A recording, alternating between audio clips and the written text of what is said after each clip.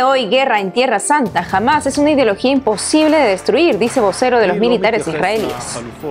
En el Día Mundial del Refugiado hay 23 millones de desplazados en América Latina por crisis humanitarias en Centroamérica, según una agencia especializada de la ONU. En Estados Unidos, obispos elogian plan del gobierno de Joe Biden que ofrece una vía hacia la ciudadanía para cónyuges e hijos indocumentados de ciudadanos estadounidenses. En China muere un sacerdote que esperó 45 años para ordenarse y que sufrió cárcel por el comunismo. En Cuba, la Iglesia retoma la educación en la Universidad del Estado luego de casi 2 siglos de ausencia a través de la Orden de Predicadores. Hola amigos, hola Eddie, un gusto empezar el programa contigo. Y contigo también, Natalie, con nuestros televidentes desde nuestros estudios en Lima, Perú. Bienvenidos a su noticiero con enfoque católico de WTN Noticias. Yo soy Natalie Paredes. Soy Eddie Rodríguez Morel, gracias por acompañarnos. Empezamos las noticias con información de la guerra en Tierra Santa, con recientes declaraciones del vocero del ejército israelí que han llamado la atención tras ser consultados sobre el fin de la guerra entre Israel y el grupo terrorista Hamás. Sobre esto y el mortal enfrentamiento le contamos lo último. Con estas palabras, el vocero del ejército israelí dio a entender que erradicar a Hamás de Gaza es una misión imposible. Hamás es una idea. Quien piense que podemos eliminar a Hamás se equivoca. Este negocio de destruir a Hamás, hacer que Hamás desaparezca, es simplemente engañar al público. Tras estas declaraciones a un canal de televisión israelí, el alto mando en una nota aclaratoria señaló que Daniel Hagari se refería a la destrucción de Hamás como una ideología. Indicó que cualquier otra afirmación saca las cosas de contexto. 8 meses y medio después del inicio de la guerra en Gaza, el conflicto podría agravarse luego del anuncio de Israel de un plan de ataque en el Líbano, aliado de Hamás. Esta mañana Israel confirmó que han sido atacados por más de 40 cohetes lanzados desde el Líbano. De acuerdo a Hassan Nasrallah, líder del grupo terrorista libanés Hezbollah, advierte que en caso de guerra no se salvará ningún lugar de Israel. Además, advirtió al gobierno de Chipre que lo incluirá en la guerra si permite a Israel usar sus bases en una potencial guerra con el Líbano. En cuanto a los israelíes secuestrados por el grupo terrorista Hamás en la franja de Gaza, solo unos 50 rehenes estarían vivos, según The Wall Street Journal y reportado por la agencia EFE. EWTN Noticias consultó esta cifra al portavoz en América Latina del Foro de Familias y Familiares Desaparecidos. Dijo que no hay confirmación oficial al respecto. Sostuvo que aún hay 120 cautivos en Gaza, entre los cuales 43 están declarados muertos y en espera de repatriar sus cuerpos. Hoy 20 de junio recordamos el Día Mundial de los Refugiados. En este mes el Papa Francisco se une a la fecha en sus intenciones de oración, invitando a rezar especialmente por los que huyen de las guerras o del hambre y que están obligados a realizar viajes llenos de peligros y violencia para que encuentren acogida y nuevas oportunidades de vida en los países donde llegan. Les presentamos en cifras cómo está la situación de los migrantes en el mundo. Ella es Rahima Farhandost. Es parte de los más de 5.000 refugiados de Afganistán varados en Indonesia. Vive ahí desde agosto de 2014, después de que los talibanes le prohibieran trabajar como enfermera y profesora en su ciudad natal. Durante 5 años recibió dinero de un primo en Afganistán, pero ese pariente murió en el conflicto y desde entonces recibe apoyo financiero mensual de la Oficina del Alto Comisionado para los Refugiados. Escuché que el proceso es rápido. Dijeron que el proceso no es demasiado largo y que después de 2 o 3 años podríamos conseguir el reasentamiento. Por eso vine a Indonesia, pero lamentablemente me lo han dado después de 10 años. Preferiría haber muerto en Afganistán que haber venido a Indonesia. La Oficina del Alto Comisionado para los Refugiados en Indonesia señala que tienen más de 12.000 refugiados de 40 países, la mayoría de Afganistán.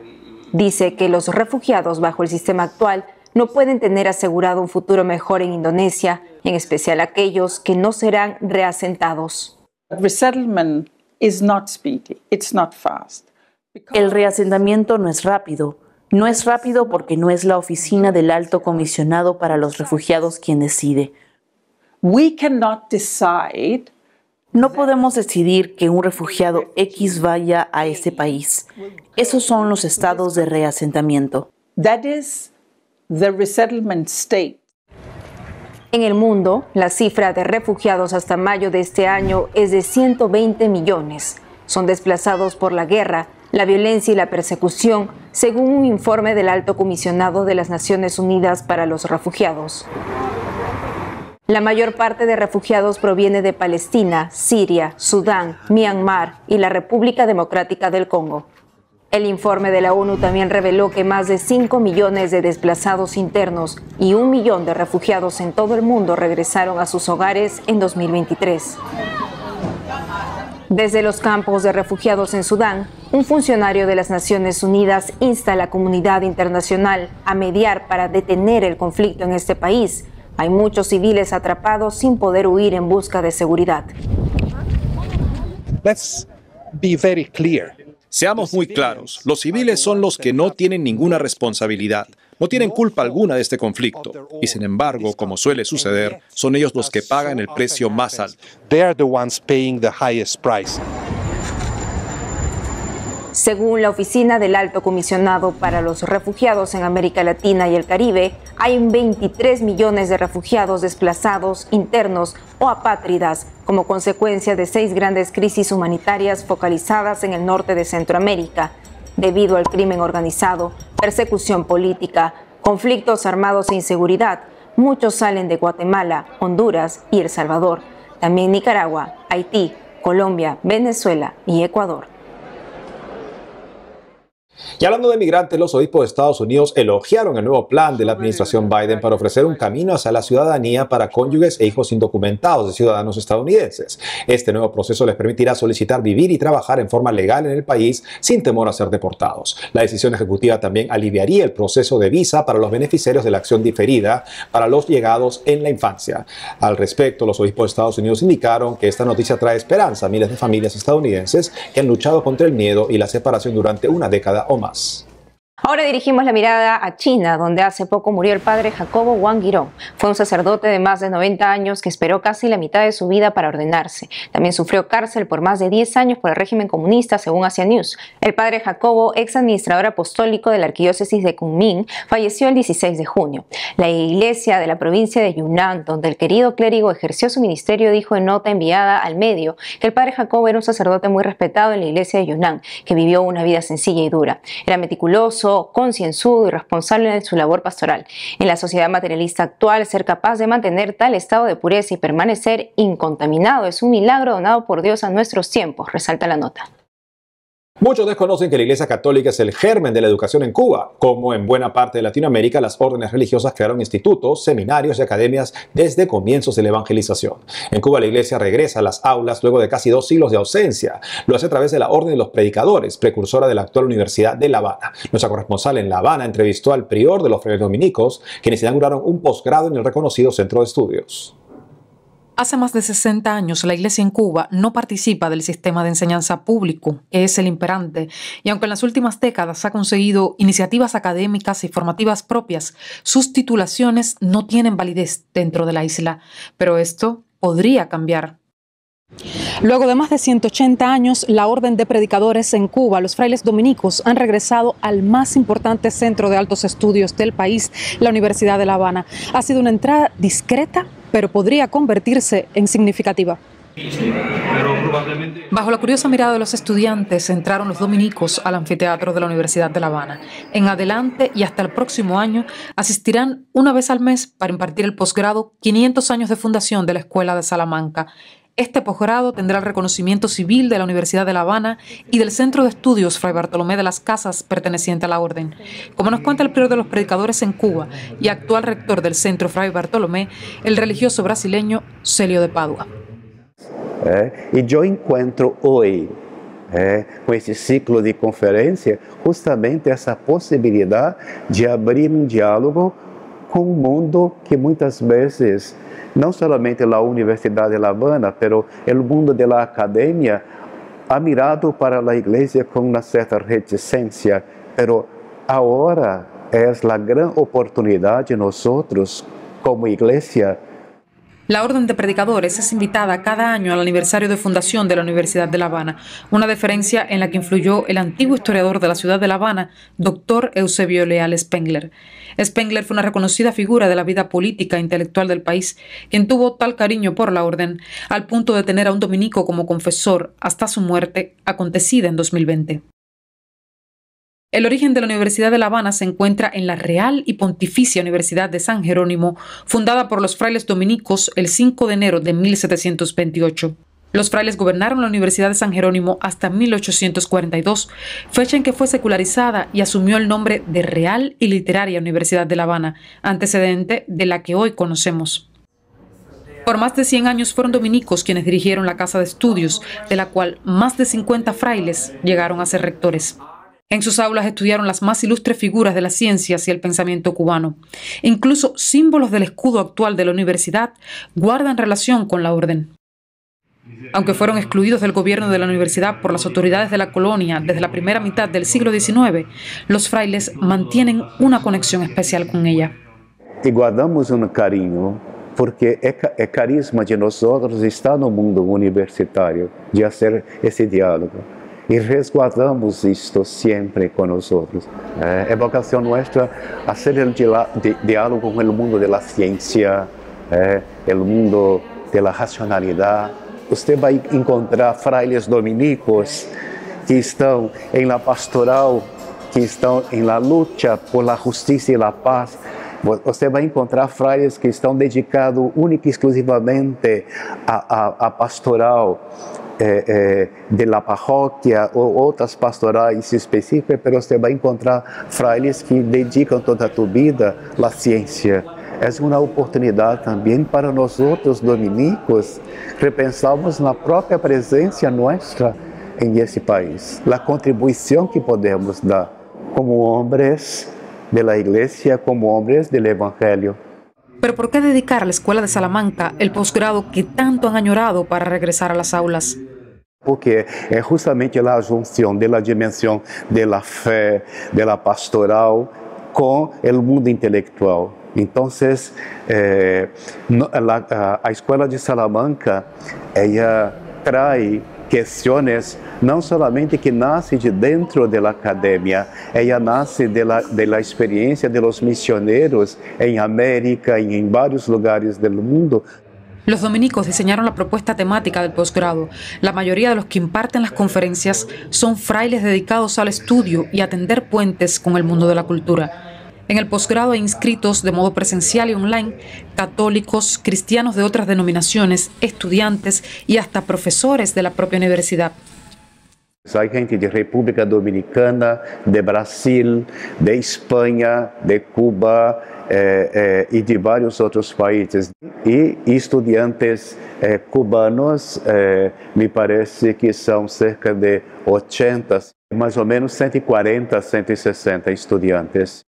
Al preguntar si esto representa la entrada oficial de la Orden de Predicadores a la Universidad de La Habana, con los respectivos derechos como claustro docente, Fray Celio de Padua contesta: Eu penso que não é que nós outros entramos em la universidade. Eu penso que agora é uma oportunidade para ir entrando. Nós outros temos os últimos capítulos da ordem sempre nos invita a estar, sabe, no limiar da história, de sempre estar fazendo esse diálogo com o diferente, com o plural. Essa é uma oportunidade, penso que é uma oportunidade muito grande nesse momento da história cubana. Los frailes han puesto mucha esperanza en este ciclo de conferencias del posgrado. Desean que inauguren un intercambio con el mundo académico que despierte curiosidad hacia la fe, el evangelio y la vida de la iglesia, por tanto tiempo ausentes de las aulas cubanas. Esperemos que así sea. En La Habana, Cuba, Rachel Díez, EWTN Noticias.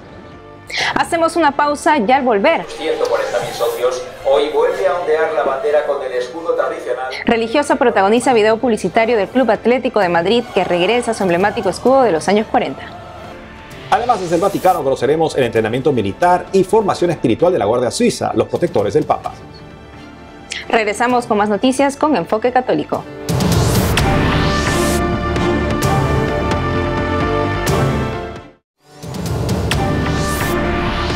A Fátima llegó en peregrinación la familia del famoso futbolista Cristiano Ronaldo. Esta semana, Georgina Rodríguez, modelo y pareja de Ronaldo, visitó con sus hijos el santuario de la Virgen de Fátima en Portugal.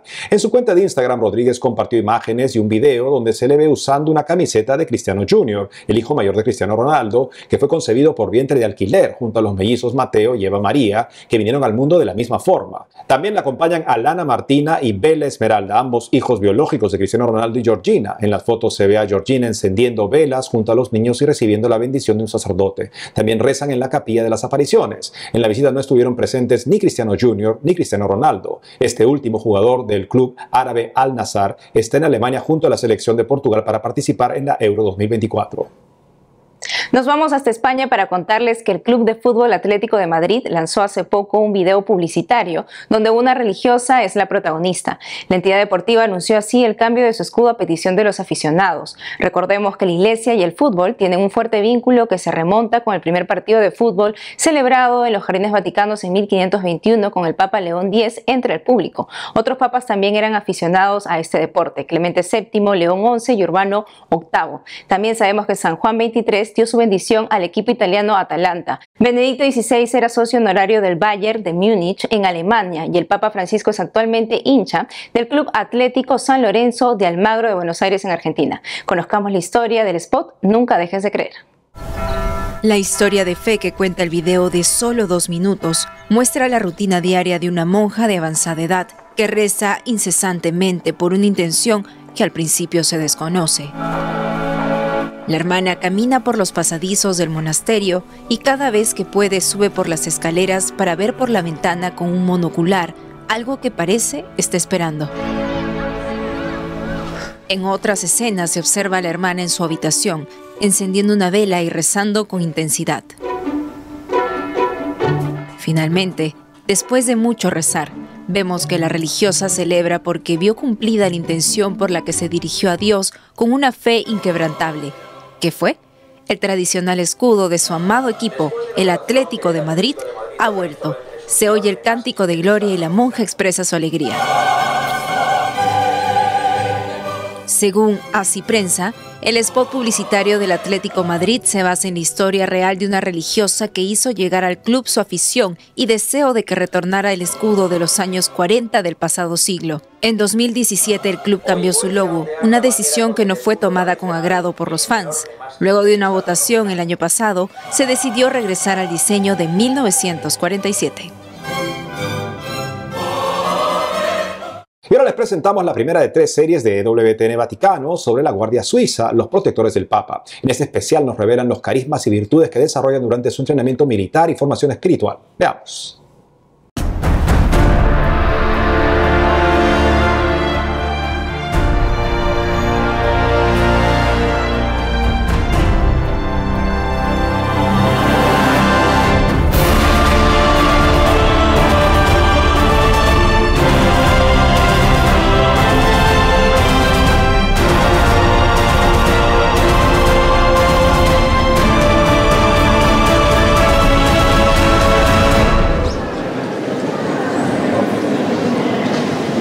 Entre la Santa Misa de la mañana y la ceremonia de juramento de la tarde del 6 de mayo, los nuevos reclutas mantuvieron una audiencia privada con el Papa Francisco en el Palacio Apostólico.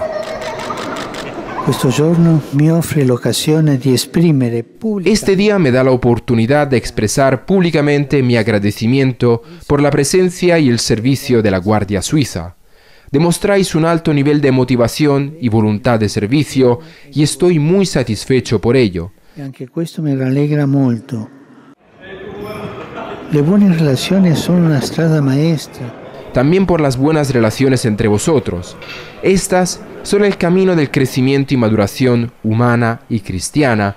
No es solo un periodo de trabajo, sino un tiempo, una época de vida, de relación, de convivencia intensa en una compañía muy variada. Oggi è diffusa tra i giovani l'abitudine. Hoy está muy extendido entre los jóvenes pasar el tiempo libre solos, con el ordenador o el móvil. Por eso también os digo a vosotros, jóvenes guardias, que vayáis contracorriente. Andate controcorrente.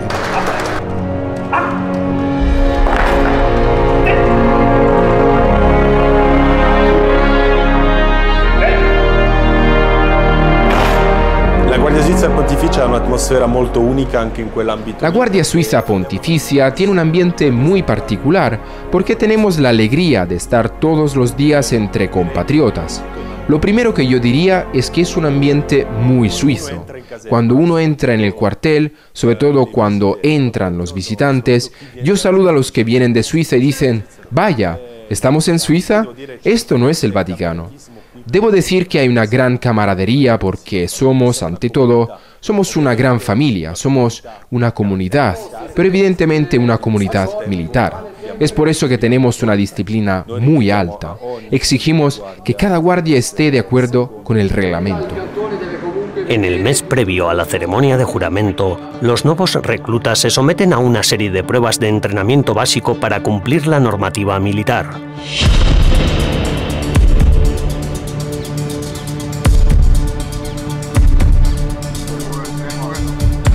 La primera de la lista es la prueba deportiva. Uno de los guardias encargados de examinar la aptitud física de los nuevos reclutas es el cabo segundo Matías Roth.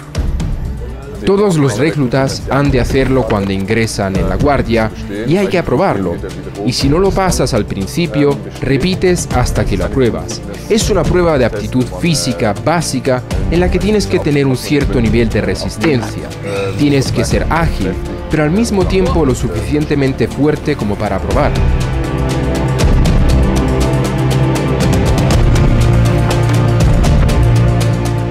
Cada guardia es responsable de su nivel deportivo, solo que las tropas deben demostrarlo una vez al año y las escuadras y los que van a los viajes papales 2 veces.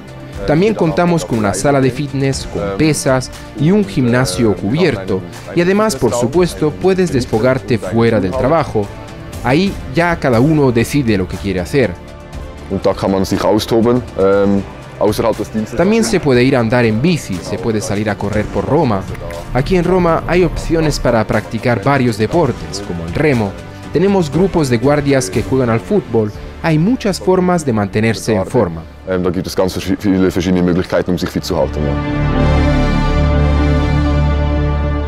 Otros de los requisitos exigidos para unirse a la guardia son que uno debe ser suizo, varón y medir más de 1,74.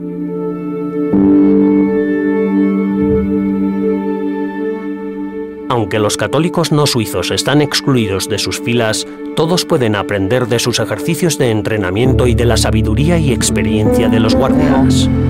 2, 3. Very good.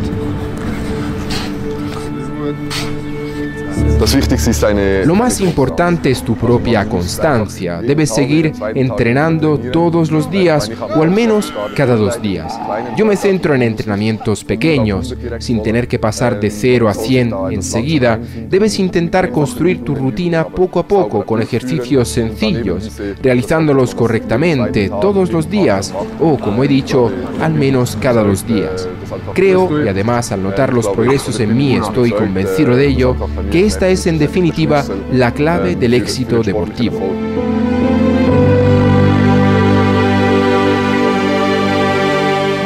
Los guardias principalmente se relacionan con el público en los puestos exteriores, los que protegen las entradas, pero también los que dan la bienvenida a los residentes de la Ciudad del Vaticano, responden a las preguntas de los peregrinos y distribuyen entradas para las audiencias papales.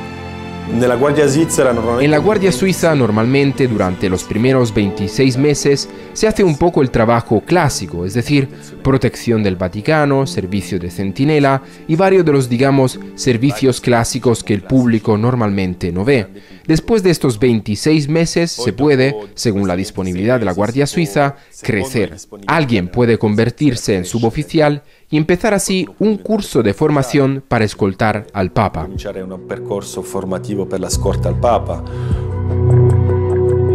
En el próximo episodio de Vaticano, nos adentraremos en sus responsabilidades y en la formación que recibe la Guardia Suiza para mantener al Santo Padre alejado de todo peligro, y les llevaremos al interior de la armería, donde el pasado y el presente se dan la mano.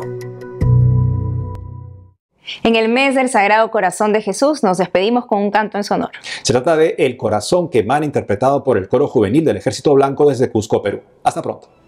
Hay un corazón que emana, que palpita. corazón solitario que se alimenta de amor.